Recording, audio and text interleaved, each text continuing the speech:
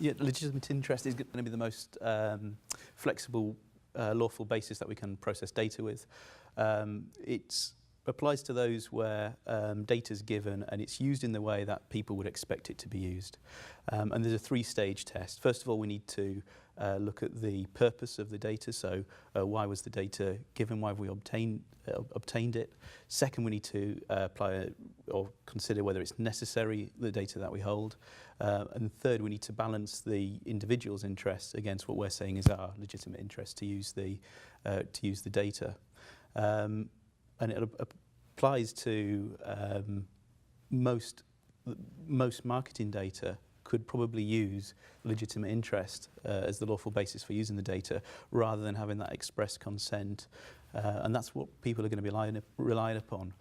When we're advising clients, we're looking at people to undertake an audit when they rely upon this defence so they can apply each of those tests and evidence that actually there is a legitimate interest for us using that data. There's actually a really good resource, sorry to jump in, but there's a really good resource from, I think it's the Data Protection Network, DPN, in conjunction with the DMA, the Direct Marketing Association.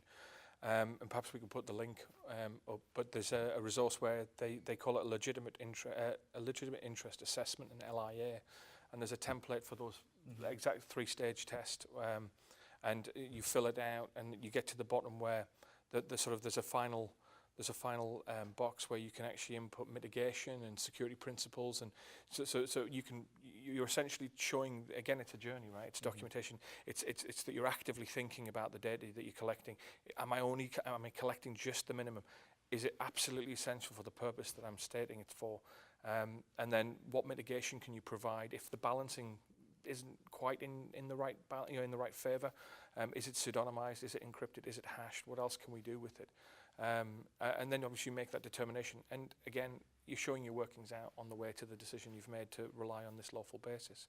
But and I might be wrong here, but I think the other thing to bear in mind is with legitimate interest, it still requires communication to the data subject, right? It still requires a conversation, a privacy conversation, proximate to the data capture, to where this process is going to reside. So, taking one that's very familiar to me, if I'm on a website and I have the chance to put an email in a field, if you're going to process that data for the purposes of marketing and rely on a legitimate interest, then fill out an LIA, or at least evidence this three-stage test, but also communicate. You have to communicate that that's fair and transparent processing, that it's reasonable to expect that this is in your interests as a data controller, as a website, to market to me, the consumer, and provide a chance for me to object to that processing.